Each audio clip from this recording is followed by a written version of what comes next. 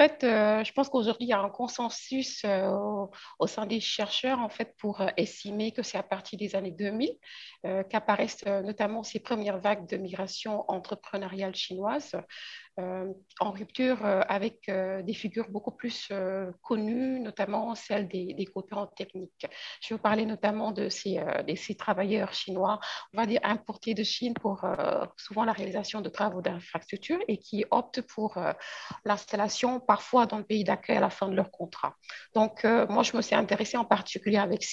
à ces nouvelles vagues, en fait, qu'on peut appeler en fait des nouvelles migrations, de nouvelles formes migratoires qui, justement, en fait, vont être en rupture avec ces figures beaucoup plus connues parce qu'elles sont marquées par la prévalence, en fait, des carrières commerciales en particulier. Donc, pour le cas du Sénégal en particulier, elles vont devenir de plus en plus visibles après 2005, donc après le rétablissement des relations diplomatiques avec la République populaire de Chine. Mais c'est important aussi de préciser que les logiques en fait de ces migrants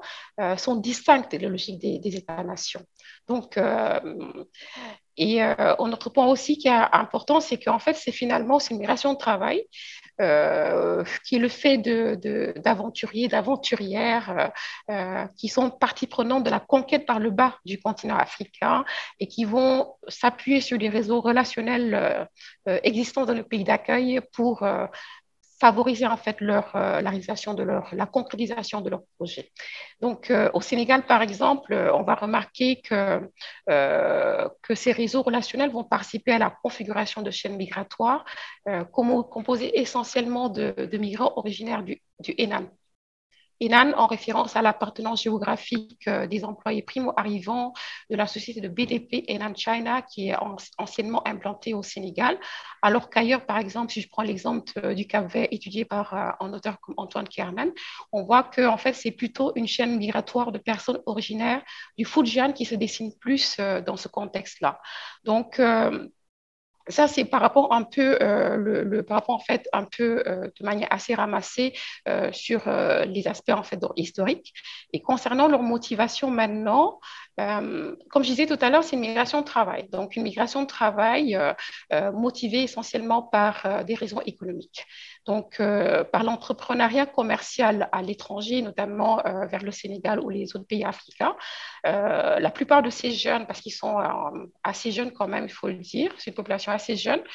espèrent échapper à la disqualification sociale, à la routine d'emploi peu valorisant dans les villes de leur pays où leur statut de migrant, mais aussi leur faible niveau d'instruction ne leur donne pas forcément accès à la reconnaissance. Donc ici, l'aventure migratoire, elle est instrumentalisée comme un moyen d'accumuler du capital dans l'espoir de réaliser des projets entrepreneuriaux en Chine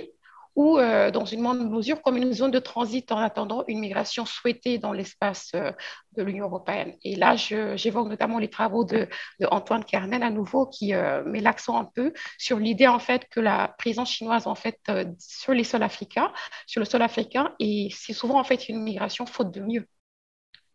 mieux, donc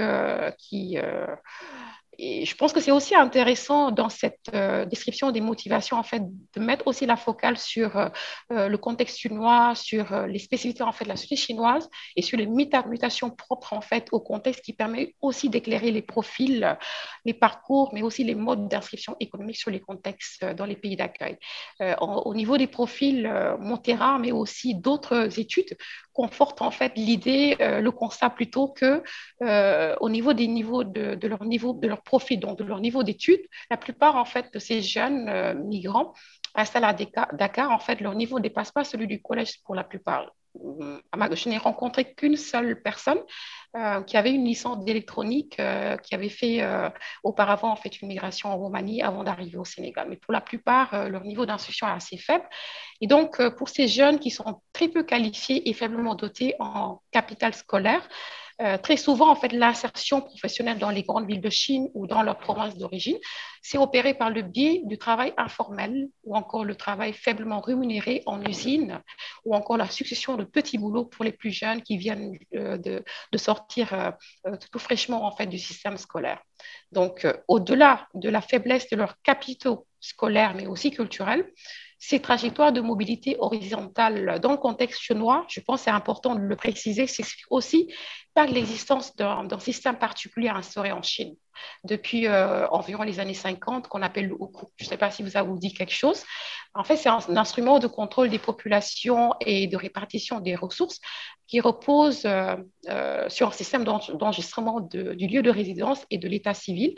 et qui fait en fait dépendre la jouissance de nombreux droits habituellement associés au statut de citoyen, qu'il s'agisse du droit au logement, de l'accès à l'emploi, à la sécurité sociale, ou encore le système de rémunération et les conditions de travail, des informations qui sont consignées dans ce livret-là. Aujourd'hui, c'est vrai qu'il y a en fait une levée des barrières à la mobilité à l'intérieur de la Chine continentale. Donc, les mobilités intracontinentales, en fait, les barrières plutôt ont été levées, notamment avec l'entrée dans l'économie de marché. Mais malgré tout, en fait, c'est un système qui demeure et qui place les travailleurs migrants, qu'on appelle les Mingang, qui constituent l'essentiel de la main-d'œuvre urbaine, dans une situation déplorable, terrible, puisqu'elles sont victimes de leur origine géographique. Euh, En fait, parce que ils sont sans droit reconnus sur les marchés du travail urbain, et ça, quelle que soit la durée de leur séjour. Et là, je prends en référence notamment les travaux de Rouleau Berger ou encore de Froissart, qui montrent en fait que lorsqu'on migre, migrer signifie toujours perdre ses droits. Donc, quelque part, en fait, pourquoi j'ai voulu insister sur l'analyse, en fait, du contexte chinois, de ses spécificités, c'est que cette analyse, en fait, de la migration intérieure en Chine permet aussi de mettre en lumière les clivages sociaux, mais aussi l'accentuation des processus de disqualification sociale, de discrimination qui affectent les plus vulnérables sur les marchés du travail chinois, notamment ces populations migrantes, souvent victimes de leur statut d'étranger dans les villes de leur propre pays. Et donc, du coup, pour revenir un peu à cette question des motivations, derrière, en fait, cette aspiration à la migration internationale vers le continent africain ou vers d'autres contextes, il y a aussi ce besoin d'autonomisation des jeunes, leur besoin, en fait, de casser la routine d'emploi répétitive, souvent sans perspective d'évolution.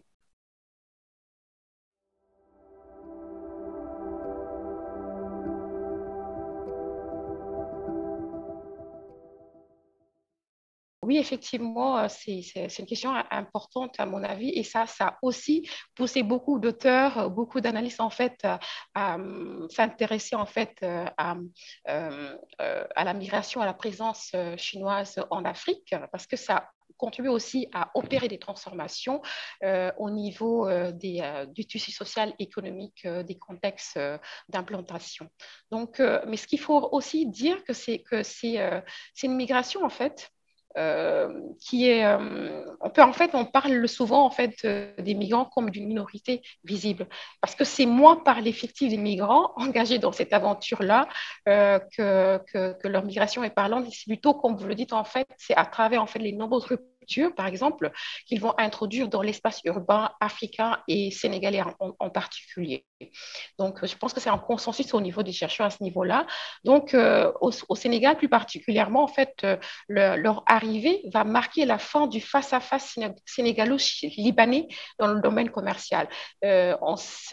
Jusqu'ici, c'était les grands commerçants sénégalais libanais en fait qui monopolisaient en fait le secteur de l'approvisionnement en fait des produits d'importation en provenance notamment de Chine. Et dans ma recherche, je m'intéresse aussi en fait au secteur de la cordonnerie artisanale, dans la petite production marchande urbaine. Et je trouve qu'en fait, qu'à l'image de la strate des cordonniers, où les produits made in China déstructurent l'architecture séculaire du système de production et de commercialisation, notamment par la massification du recours à des matières de première importées de Chine, mais aussi par la concurrence que cela induit en termes de produits finis plus compétitifs, issus d'une économie du surplus, des usines de la Chine. on peut faire en fait, remarquer en fait faire le même constat, c'est-à-dire que dans le secteur du commerce, notamment par exemple la vente ambulante, mais aussi de la redistribution, c'est un secteur en fait qui a été profondément reconfiguré par l'éruption des Chinois aux grandes dames de ces commerçants, de ces grands commerçants circulants sénégalais et libanais. Dans le commerce, chez les commerçants de rue, par exemple, qui est aussi en fait une unité en fait des acteurs auxquels je m'intéresse dans ce travail-là.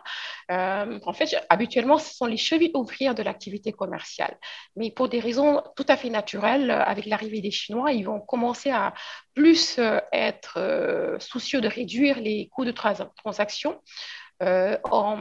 sur un segment, comme je le rappelais, jusqu'ici dominé par les Libano-Syriens. Et donc, ils vont de plus en plus s'orienter vers les pôles d'approvisionnement tenus par les migrants chinois. Et ça, c'est un fait, mais je trouve que aussi, quelque part, c'est un fait qu'on a souvent retrouvé dans la littérature. Il me semble aussi important d'ajouter que,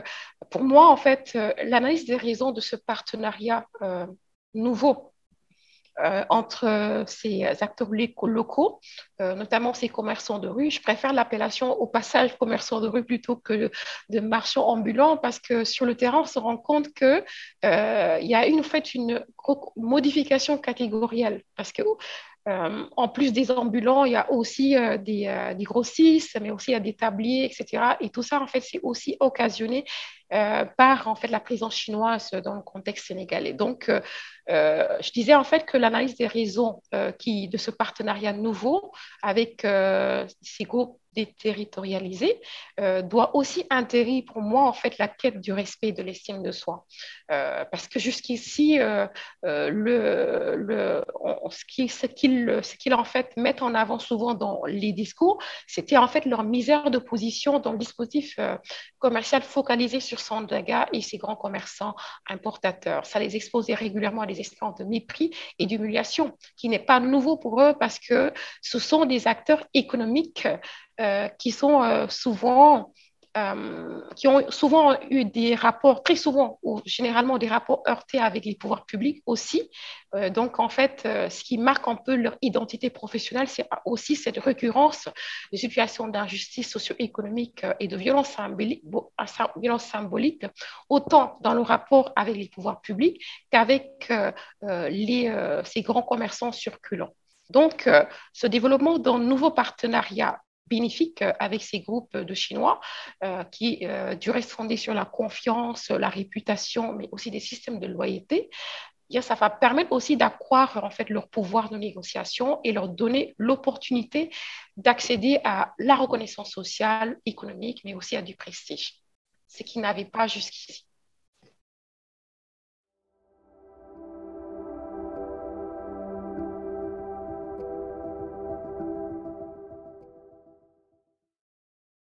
Je pense que c'est aussi une question qui est importante. Et ça permet un peu de faire la transition avec ce que j'ai abordé sur le fait que ça permet un peu de leur présence en fait à contribuer à indexer un peu la vulnérabilité en fait de l'édifice socio-économique de ces grands commerçants sénégalais et libanais, en mettant notamment l'accent un peu sur un processus de démonopolisation. Et justement, par rapport à à comment la population de manière générale, mais aussi ces commerçants vont appréhender leur présence là. Je pense que au Sénégal, mais aussi dans d'autres pays africains que j'ai pu retrouver dans les travaux, qu'il s'agisse par exemple du Maroc, du Cameroun ou dans d'autres villes africaine, l'émission, en fait, l'éruption des Chinois sur ces niches économiques traditionnellement dévolues aux nationaux va forcément, naturellement soulever de l'inquiétude dès le départ et aussi parfois une rhétorique assez xénophobe. Et donc, ce sont des réactions consécutives à cette prise de rôle dans le secteur commercial. Et que je voulais ajouter tout à l'heure, en fait, lorsque j'ai abordé cette question que vous me posiez par rapport aux transformations, c'est qu'ils vont aussi, en fait, s'approprier des lieux parfois très symboliques, comme c'est le cas à Dakar. Par exemple, à Dakar, c'est surtout dans des, dans des espaces centraux qu'ils vont s'approprier, le transformer en territoire et faire en fait une marque en fait des investissements chinois à Dakar. Aujourd'hui, ces espaces sont considérés comme des espaces chinois à Dakar. Et donc, leur appropriation de ces lieux symboliques ont été reliés par les médias dès le départ et ça a souvent en fait contribué à intensifier le caractère novateur on va dire, de l'invasion perçue et des changements aussi sur la morphologie urbaine et aussi économique. Comme je l'ai dit tout à l'heure, c'est pas en termes de proportion d'effectifs qu'on parle plus d'eux, mais par rapport aussi, d'abord d'une part, par rapport en fait à leur appropriation, à leur irruption dans les secteurs d'activité initialement dévolus aux nationaux, mais aussi par rapport à leur mode d'appropriation, à comment en fait ils changent la morphologie des espaces comment dire, qu'ils s'approprient. Donc, au Sénégal, donc, les médias, effectivement, les commerçants sénégalais ont, dès les premiers moments, en fait, donné l'alerte en montrant mettant en exergue un peu cette ampleur de ces nouvelles vagues migratoires. Et surtout, c'est surtout le fruit des grands commerçants, notamment cette puissante organisation syndicale regroupant les membres les plus influents de la catégorie des grands commerçants importateurs, qui s'est particulièrement démarquée par l'organisation d'une offensive à la mesure notamment du péril perçu pour le développement de leur activité commerciale. Mais je faut aussi dire que, puisqu'en fait, la question elle est beaucoup plus large et s'étend notamment en fait au ressenti de la population sénégalaise de manière plus générale. Donc, ce front en fait d'hostilité, cette hostilité qui est vraiment naturelle finalement du reste, elle va être vite réprimée par un front populaire constitué par les associations consuméristes, les populations locales en quête de produits nouveaux et à bas coût. Parce que quelque part, la présence chinoise au Sénégal, en plus de profiter aux commerçants nourris sénégalais, comme je l'ai évoqué tout à l'heure, qui vont permettre un peu de pouvoir accéder peut-être à une revalorisation en fait de leur contribution euh, comment dire, au tissu économique urbain dakarois. Cette présence va aussi profiter aux Sénégalais qui permettent, ça va leur permettre notamment en fait d'accéder à des produits jusqu'ici en fait jusqu'ici un peu comment dire inconnus on va dire ou difficiles d'accès et à bas coût aussi. Je pense que ça, c'est un constat qu'on peut généraliser à l'ensemble, en fait, des autres pays africains où on voit de plus en plus l'implantation de la présence chinoise. Donc, en fait, des avis mitigés, forcément, liés à la diversité, en fait, des intérêts en présence, selon qu'on se place du côté des populations ou ou du côté, en fait, des acteurs économiques qui subissent, en fait, de plein fouet plutôt, excusez-moi, l'impact, en fait, l'incidence, en fait, de la compétition, de la concurrence avec ces nouveaux acteurs de l'arène urbaine.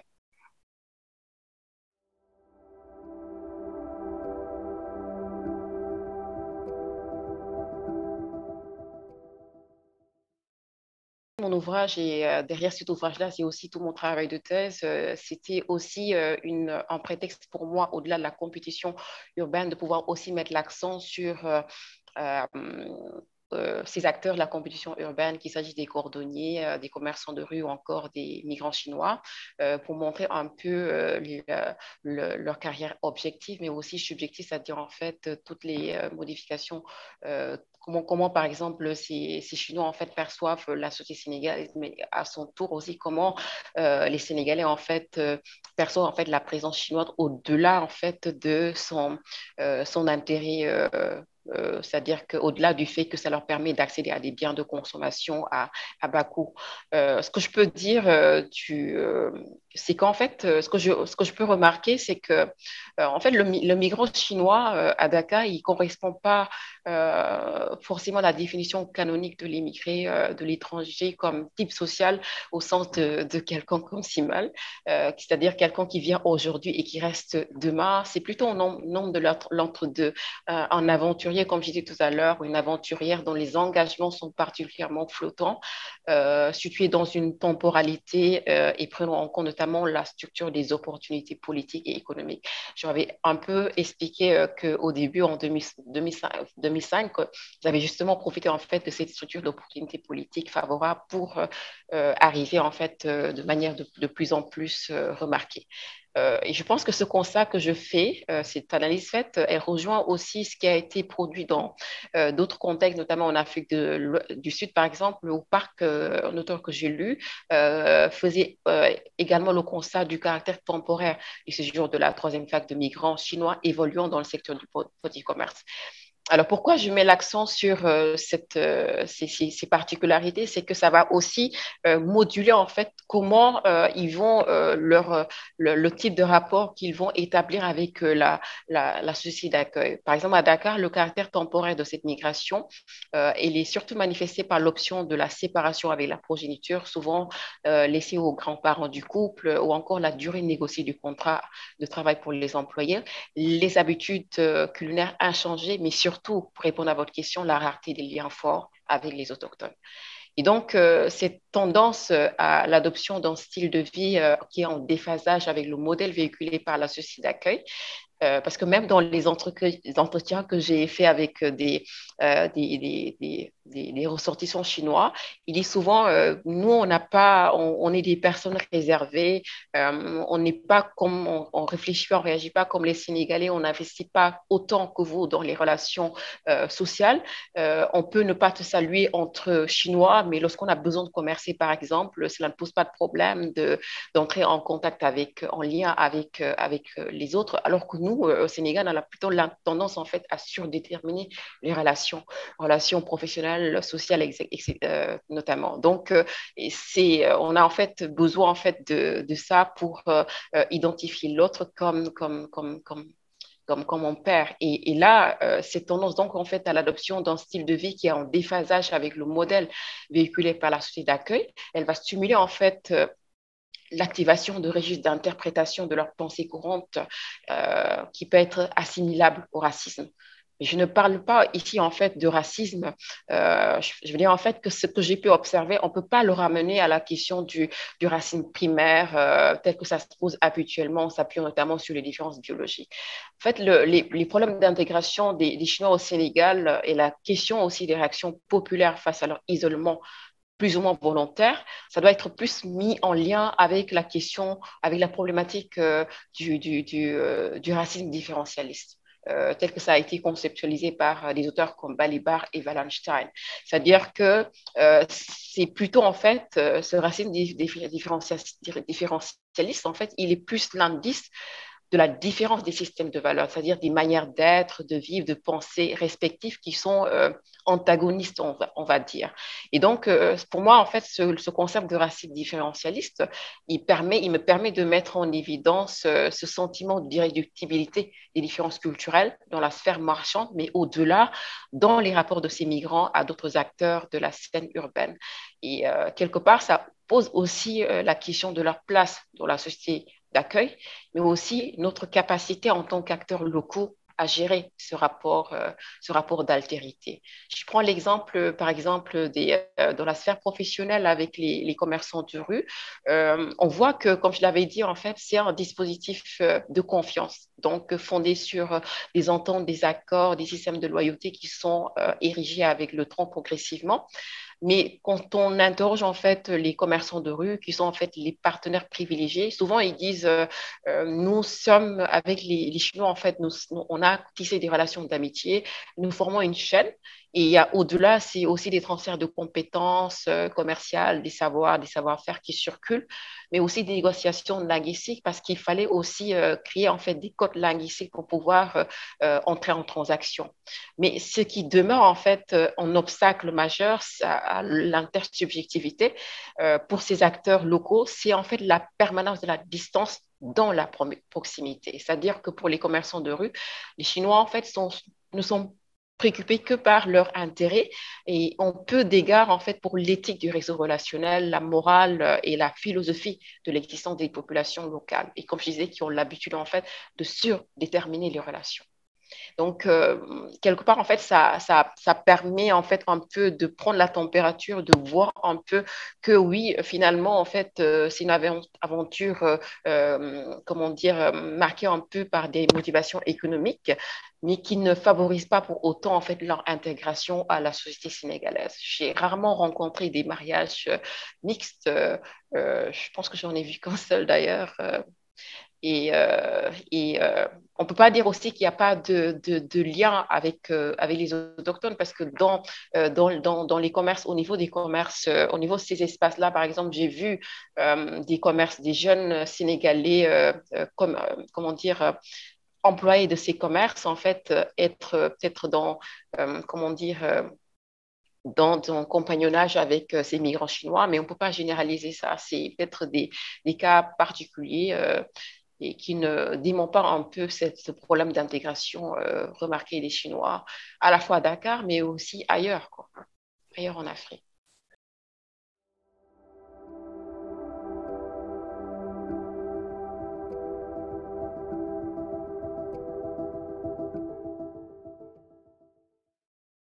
Lorsqu'on parle de la mondialisation hégémonique, qui est peut-être la forme la plus reconnue, on parle surtout en fait de circulation par le haut, de capitaux, de marchandises, voilà. Et en même temps, je pense que c'est important, c'est intéressant et je pense qu'au-delà de mes travaux, un certain nombre de productions aussi tendent notamment, je pense notamment aux travaux d'Alain Tarus, à Lons l'Auberger, notamment dans le contexte français, qui permettent aussi de mettre l'accent en fait sur d'autres modalités voilà, de cette mondialisation qui opère, qui est non hégémonique, parce qu'il y a plusieurs expressions non hégémoniques par le bas et qui en fait vient se combiner avec ces formes en fait plus hégémoniques et qui se matérialisent notamment avec des formes de recomposition plus discrètes des territoires, des sociabilités et des réseaux, et opérant effectivement par le bas. Donc effectivement, cet ouvrage montre comment compétition urbaine, agencement et aussi tension dans les espaces intermédiaires, ce que j'appelle espaces intermédiaires, sont des espaces, des interstices en fait urbaines qui se produisent, qui se créent en marge des politiques publiques et qui permettent à des populations en situation de précarité marginalisées en fait de créer des ressources urbaines qui permettent de renforcer des réseaux de capitaux, de personnes, d'idées, d'informations, etc., de manière à pouvoir faire face, s'en sortir et pouvoir aussi comment dire, euh, convertir en fait des expériences négatives souvent éprouvées dans leur pays d'origine. Donc, les migrants chinois, je pense que je l'ai un peu expliqué, ont vécu ces expériences négatives dans le contexte d'origine. C'est aussi le cas pour les commerçants de rue sénégalais, mais aussi pour les cordonniers. Et donc, dans ces espaces-là, en fait, il se produit effectivement une mondialisation non hégémonique. Et pour en rendre compte, moi, je suis partie de terrains multisitués, c'est-à-dire des sites d'échange, de coopération, de production et de mobilisation de ces ressources plurielles pour voir comment opèrent ces agencements nouveaux produits par ces groupes de Chinois déterritorialisés qui évoluent dans l'activité commerciale majoritairement, mais aussi de jeunes promoteurs d'activités faiblement légitimés, cordonniers, commerçants de rue, qui sont aussi porteurs d'identités marquées par la faible reconnaissance institutionnelle de leur activité et le sentiment de citoyens de seconde zone. Pour moi aussi, c'est une illustration de, effectivement, la mondialisation par le bas, pour le meilleur et pour le pire. Je m'explique parce que en fait, ce que j'ai pu observer, c'est que les changements qui affectent chacune des strates que j'ai étudiées, qu'il s'agisse de la cordonnerie et du commerce de rue, en fait, ça ne peut pas être pensé en marge du processus de mondialisation, de ce processus de mondialisation par le bas, qui connecte les acteurs économiques locaux à ces migrants internationaux. Et dans ce mouvement-là, souvent, je me réfère aux travaux d'Alain Tarus, qui